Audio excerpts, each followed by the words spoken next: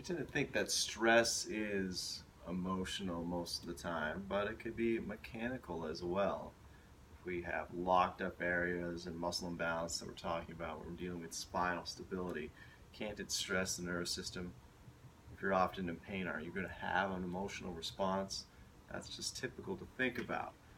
We have two different parts of our autonomic nervous system, which means they're just automatically happening in the background, doing it on their own. So we have parasympathetic and sympathetic. Often the sympathetic is the fight or flight that we call it. So it's the kind of round and stoop posture. What we'll see with that, because why? The body's guarding itself because it's protecting its fight or flight. Fast heart rate, shallow, fast breathing from the chest, tightening up the neck, pulling down the skull.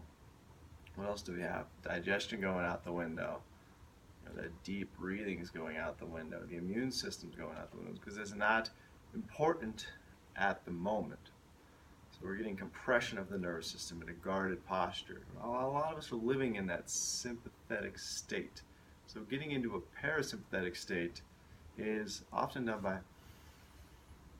deep breathing. So we're talking about that a lot yesterday. So it's this area of restriction I just see on so many people. The base of the lungs, where the diaphragm comes in, just sits right here, often locked up.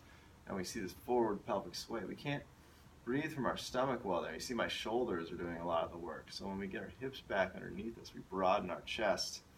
We're going to feel tension here. These are all these restrictions from years of improper breathing, which is leading to improper biomechanics, the way we move.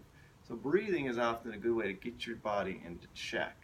Get your pinkies here on your pelvis and your thumbs on your ribs, and you're just engaging.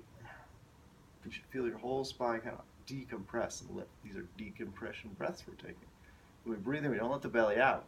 We keep it in. Keep that tension we feel in our spine. Now hold that tension as you release the breath. That's hard to do. Breathing in, keeping the tension here.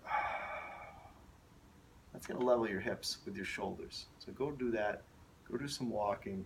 Try to feel the tension in here. Try to get this body decompressed, because when we're leaning back, it's gravity compressing down there. Get the hips underneath us. It gives us a chance to lift up. Open up all these joints. Get where the head where it should. Because if your head's back here, it's a lot of tension, extra stress. Base of the neck, right here, base of the skull. Lots of inflammation down here. So it's that little change that's going to make a big difference.